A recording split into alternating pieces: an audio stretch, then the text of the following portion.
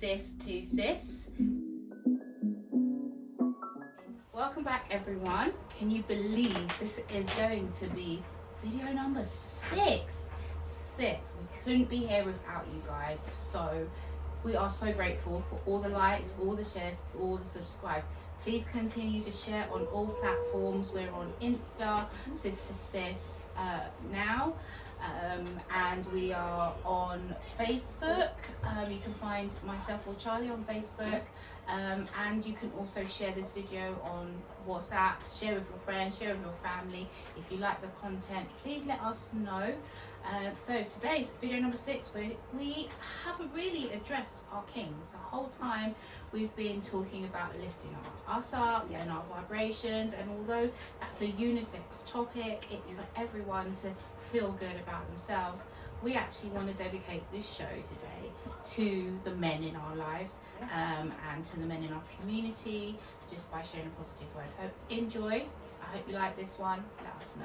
Definitely. Over to Charles. So today, as Tan said, today's show is dedicated to our kings, our princes, i.e. our sons, our life partners, our husbands, our brothers. We know that there are many of those out in the world that don't get enough acknowledgement, that don't get enough appreciation. We know that there is a lot that our menfolk have to carry on their backs, whether in the past or now, trying to hold our unionships together. I know that there are times when men and women in general, doesn't matter what colour you come in, don't see eye to eye. But I think now is the time that we definitely have to redefine and reconnect our unions. We need to definitely have an attitude that we're in this together. Definitely. And I just think, I remember leaving home, and like the 2 books that we were gifted with when we left home were like Acts of Faith, which is one kind of a daily affirmations book, and then the second one was Men Are From Mars, Women From Venus. And that was an eye-opener as well. And I know just growing up, we always were given an insight to that men approach things differently. And actually I've come across a lot of females who want to approach things from the same perspective as a man. I believe some people call that like an alpha female or some respects. But I think in order to have a relationship with men, you have to know that although you might have an alpha female spirit, you've got to know when to be feminine, because otherwise we don't allow our men that space to be men, and we need to be females to our men. Like, you can't have both. And then in that, still in obviously defence of both, I think that there are some men who come into contact with an alpha female and they assume that all women should kind of be a little bit slightly submissive, and I think that kind of can spring up a few problems there, where it's kind of like a test of will, assuming, you know, men wear the trousers, sort of like that clear defined. And I think it's an individual thing. It's about the 2 people in that union or partnership working out each other's personalities, not rushing in and define it. You're the man, you're the woman. You've it's got to working and out that's the why personality. I kind of take my hats off, because sometimes, female as I am, we kind of don't explain ourselves. So we've got all these men out here trying to work out, like they've grown with their mum who is one type of way, whatever type of way that is. So they've grown all their years knowing that, so hopefully they've had a good relationship with their female person who brought them up, or aunts, or grandmothers, sisters, whoever's in their lives. Then they meet females throughout their lives, and everybody is different, and we don't say this is what we want, this is what we need. So there's these men trying to just fumble and fathom what is it that these girls actually want, these women actually want, my wife actually wants. Like, we're not explaining this. They're trying to figure it out. They come with suggestions. It's not right. Or when the classic, that I think there's hundreds of memes on it, when men ask women what they want to eat, we say, we don't know, whatever you want.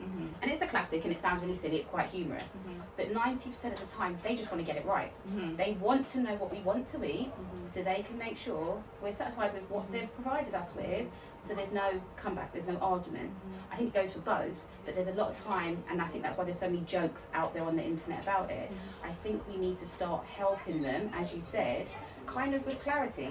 When you don't have clarity in any aspect of your life, it causes confusion causes chaos. So you could end up in a silly argument over something about what you want to eat. Oh, I actually had a conversation with a girlfriend of mine quite recently, and she was really knocked. Her partner didn't do something which she assumed was an automatic response to if there's something heavy to be carried. Your male folk should know that sort of thing should be carried. And then I said, well, did you ask him? Yeah. And she was like, no, I shouldn't have to. I'm not used to this this kind of treatment. Usually, I said, well, that's okay if that person has been growing up in that way. Yes. You cannot, you know. Hopefully, there are a lot of people growing up their sons or daughters to know, you know, what's common courtesy, but it's not common. Exactly, do you know what I mean? It's not common. It's not common. It's courteous, but it's not why common. didn't you ask? And then she'd had that conversation with her partner the next day because she couldn't let it rest. So she had the same conversation. She was like, but why didn't you help? And he was like, I don't believe that you didn't just ask me. Like, it was such a simple thing for communication thing. But the way in which we're communicating, we're trying to give all these signs and all these, you know, I'm not happy, my face has changed. And it's just like, what happened to this girl? 1 minute she was fine, we were happy, we were shopping here, the next minute it switched, and then it switched for hours, the whole night, you know, and I'm not understanding. And that's, I think, part of us is really listening. We have it sounds really horrible, and I'm not saying all females, but we do tend to sometimes have a bit of a stubborn streak in us. If we are upset about something in the car, not personally, but if you're upset about something in the car, you tend to, as you said, put your knees and everything towards the door. You give the silent treatment or the sort of resting face. A lot of the time as well, the classic is when men ask us what's wrong, we say fine. What's wrong? Fine. What are they supposed to do with the word fine? Because you're not. No, but the thing is, the woman at that point is not fine. She's not fine. Something is brewing, and we've told them fine. So they go on about their merry way. We're now getting more upset. Because they haven't identified that we're not fine. I don't think alpha or beta, whatever amiga, anything. You know, whatever form you come in. Like, we speak differently. We speak more. I'm talking from my perspective here. Ours is more emotions. Men are logical. Like, give me something I can work with. Give me something I can use, utilize, turn, question. You know, whatever it is I'm going to do. But I need to be able to do something with what we give.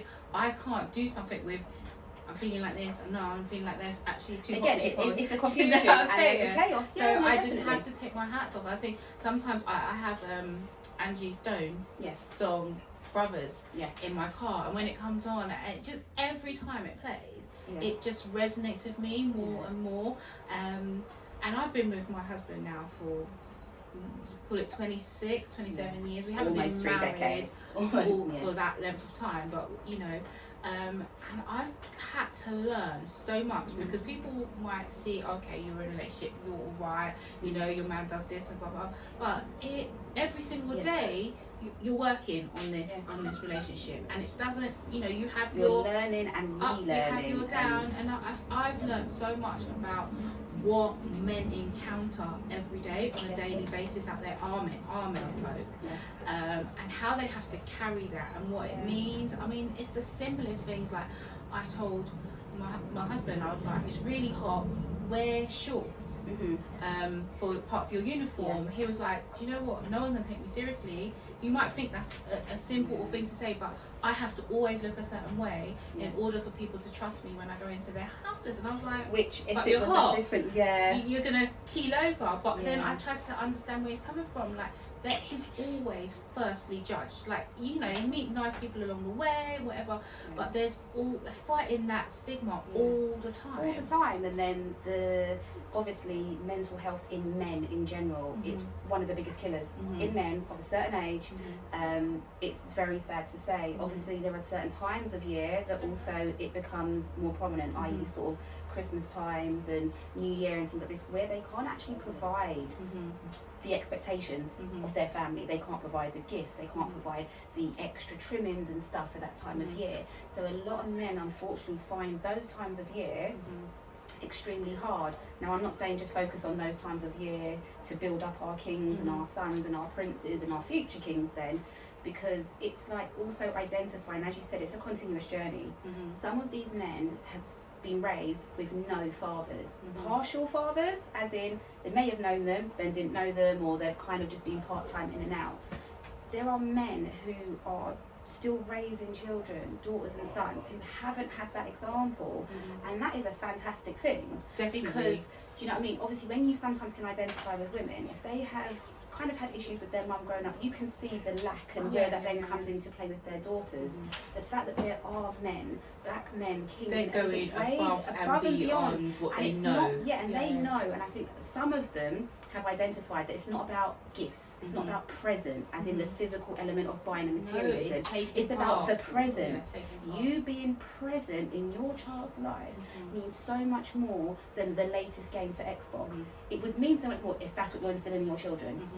Because if you're instilling your children only materialism, then they won't see your presence as very much. They would prefer the materialism. Well, I tell you, the other day when we were out on the way back, I think I was in a separate car with myself and my son, and I said to him, you know, I've always taken him places with or without his dad being present, and I've always taken him on drives out and days out, and literally just seeing as much of England as we can possibly see has been a kind of priority for me since he was born. Is like, we can't live in this country and only have not explore like more of it than all of sort of England. 1%. I've seen more of Spain than I have of England. You know, so for me, I was able to do that. That's something that I thought, you know, I've got a driving license. Hopefully I can get a car, you know, like this is something I can do. So I was in the car with him and I said, do you feel confident that when you have a family, you'll be able to do these type of things? And he was like, yeah, you know, I can't wait to get my license, and when I have my children, I will come as second nature. And I thought, okay, this is what it just made me think of when he was younger, and I thought about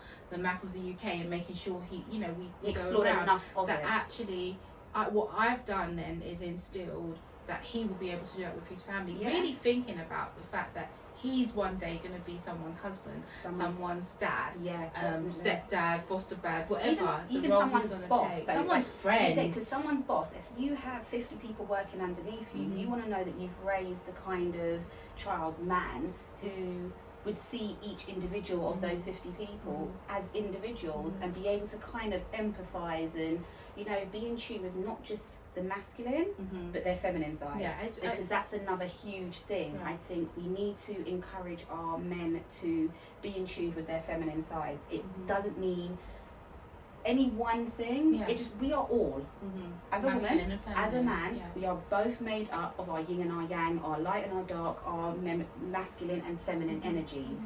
The balance is to be down the center of your masculine and your feminine. Now, growing up as a tomboy, you know this, my shoes didn't last very long. I climbed trees, climbed windows in derelict buildings. I've always been very in tune with my masculine side as well as my feminine, probably sometimes too much. Hang around with mainly males, being a bit of an alpha female, but I think that is what has given me probably more of my survival skills in life, is actually being able to be in tune with both sides. So I would urge men, our kings, our sons, to be in tune with both their masculine and their feminine. My eldest son, he's 13, he will see if I've got a backache, obviously my medical issues, he will come and offer me a shoulder rub. He offers, before he goes to bed at night, he says, Mum, I'm going to go in my room now, do you want your evening cup of tea? It's these little things that people think, it's not no huge lesson, let me sit my sons down today and instill all this stuff about what they should do going forward. It's the daily little practices. It's building them up, their affirmations, make them know that they are wonderful, they are loved, they are, you know, doing a great job. If they are doing a great job, obviously, because I'm not saying praise people blindly because they are our kings. When they are doing a great job, recognise that. The recognising and the acknowledgement and the appreciation. Do you know what I think? When we were younger in our relationship, I would often be like, you know, Del would come home quite late, and I'd have dinner with him and things like that, little things, and I didn't even know that that was a thing until I heard him on the phone one day saying, you know, I've come in and, you know, Tanya waits for me to eat, and I was like, okay, that was just something I did. I didn't realise that how much of a significance that would play on his day, that someone's actually waiting, he's coming home at like 10, these times he was working like 2 jobs, this was 20 odd years ago when our first was much younger, and things, you know, we're juggling. Yes. But at the same time trying to maintain a partnership within that and a communication. But what I used to do a lot is, like, when he would talk, I'd be like, Okay. and he'd ask something, I'd be like, you know what, I wasn't really listening. Yes. And then it's like in the last sort of decade, I said, I found it really important to actually be in the moment with him, when he's be present. So when he's actually taking the time to express something to me, to stop and then and listen. You show care. Yeah, because I'm like, before I was listening, but I wasn't hearing what you're saying. Yes. Now I'm hearing, I know what to do with that, I know what you're going through. And I take that into account when I'm asking, demanding sometimes, you know, things from you, things from your time and your attention. I mean, I've just realised how much of the day is filled with providing, worrying, you know, reaching, trying to fulfill, trying to make us happy, the children happy, exactly. Make sure that they're successful. And it's like the least I can do is listen. That's all that's required. It's not much. No, and I should be listening now, not cutting you. But it's I would say that myself then, it's a case of listening. Up until I think probably yesterday, I apologised to the other half for interrupting when he's talking. I have a habit of cutting people, as you can see when they're talking, but sometimes it happens one too often, and I guess he doesn't get to finish his point that he's making. Now, I highlighted this about somebody else the other day, and it wasn't until I was talking about it I realised that I do it myself. So again, what we're talking about with our men folks, sometimes how they come off is how they're sort of raised. How we are coming off is how we're sort of raised. I need to learn more patience when I'm listening to him, not interrupting, because my mind works quite fast. I'm the kind of person, like, if you take long to explain something, my children, anyone, it doesn't matter, I kind of start finishing your sentence for you, and it's really bad because it's what you're trying to say, not what I'm trying to say. And so I've recognised that with him, whereas before I was thinking, why is he getting a bit short? I'm just finishing these sentences for him. Actually, I wasn't letting him say what he wants to say. I was not giving him a chance to express his words that are coming from his soul, from his mouth. I was just so impatient. I just wanted to hurry up and get the sentence finished. So I was feeling... And you were listening to respond, not listening to hear. No. So I can put my hands up as a female and say, no. There are things that even I have identified, corrected, but then life is about reflection. But even I think even as well, like little put downs. I would also say in my younger years, like my partner came to me and said, "Don't do that to me again." And I was like, what's he talking about? And he was like, whenever your family are around, you do little put downs. And I thought, do you know what? I actually do. But I feel like that's an arena where it can be comical. And you think quite joking. I'm thinking, why don't I then address it with him before I come? I didn't even realise I was doing it.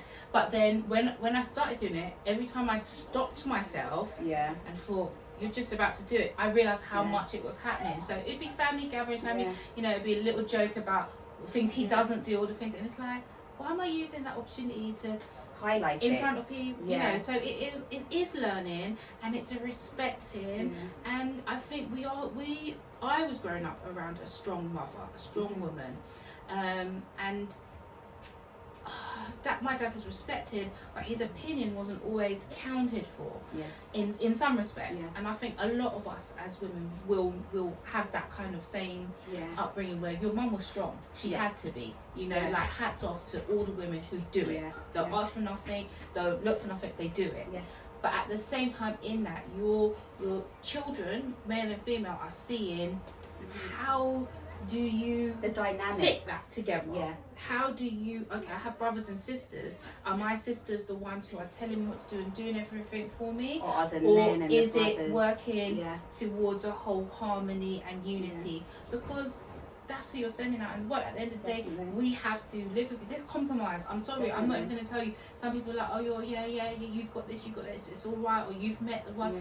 It is hard out there. I ain't even going to lie. There's a shortage of good ones, but there are good men. There are good men out there, and we have to think about how we're coming to them. If you're coming to them with a bag of things and a bag of preconceived ideas of what a man is and what they're supposed to fix you, they're supposed to be better than your dad, or they're supposed to be better than your brothers, or they're supposed to be better than your men in the past.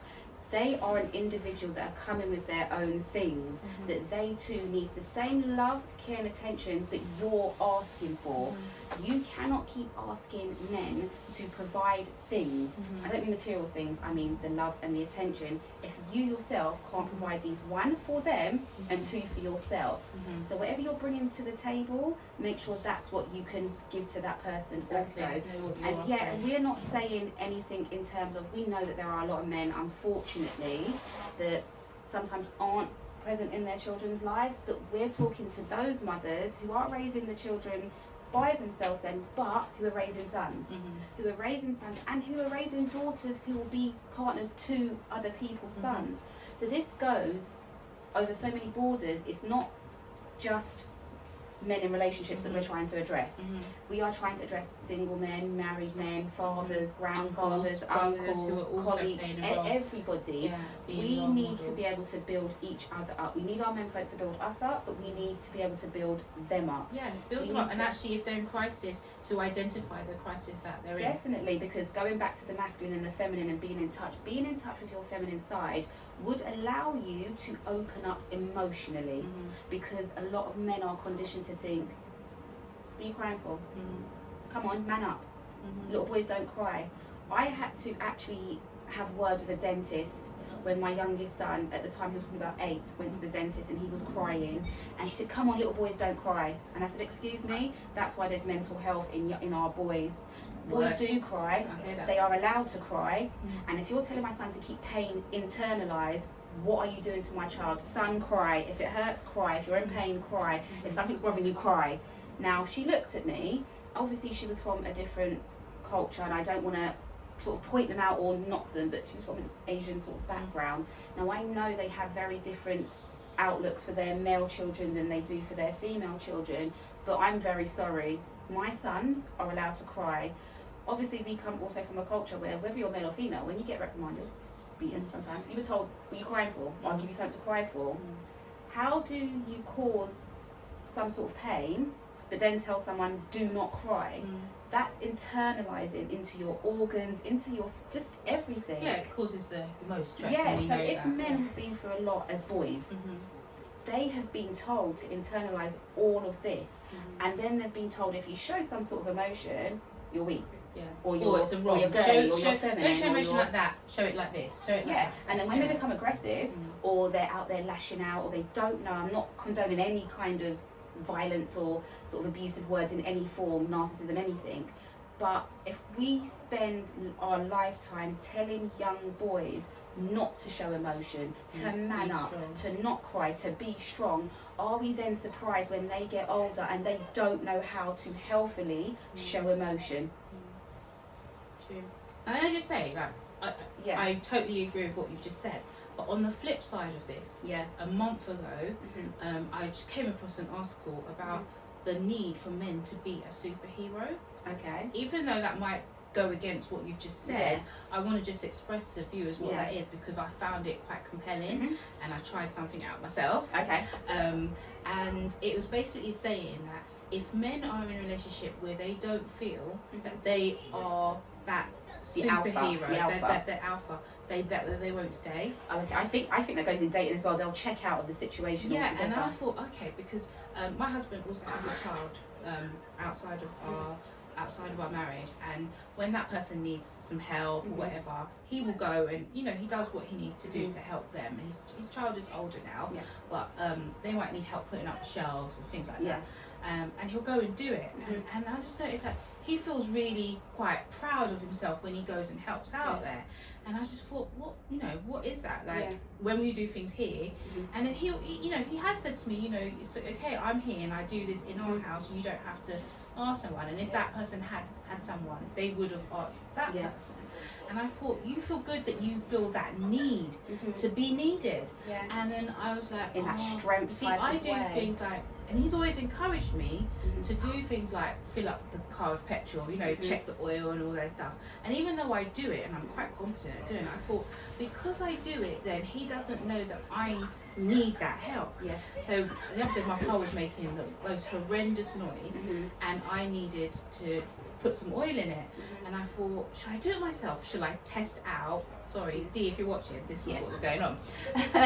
And I didn't. And I said, look, I really need oil. The car sounds really bad. And I kept saying it. And I was like, oh, you should hear it. It sounds really bad. I was dying inside thinking, I just want to buy the oil, do it myself. But you know what? Don't do that. Be the female. And then eventually I said, you know what? Are you going to order it? And I didn't want to badger either, because that would just go in an opposite direction.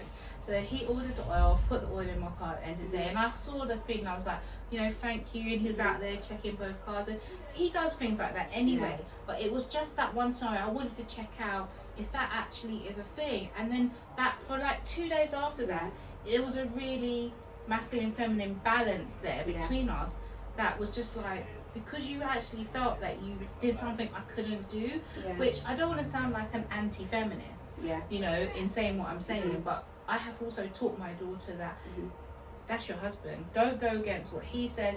For us, as the only advice I would give my child leaving my house to go with a man is, in supporting your husband and as being his helpmeet, don't lose yourself. Yes, definitely. So what advice would you give your daughter, Shah? Leave if you know, when she's older, she's gonna go into a relationship. What one kind of advice, bit of advice, would you give her to be balance? Balance. I think my biggest advice would be balance. Balance in every area of your life. Balance in work, balance in health, balance in relationships. Balance. Know when to step back. Know when to step up. Know when there needs to be a balance in responsibilities in the home or in a relationship, when it's give and take. So I think it's definitely all about balance. Okay, so that's the word of the day. That being said, there's not a balance here on our panel, so I hope we've done our menfolk justice in speaking about the things that we've learned by being in relationships, by seeing men and trying to absorb some of what's going on and not ignoring the plight of what's happening out in the world in 2020 with our men folk, our young men, our older men, married men, single men. Trying to stay mentally strong while they've still got targets on them.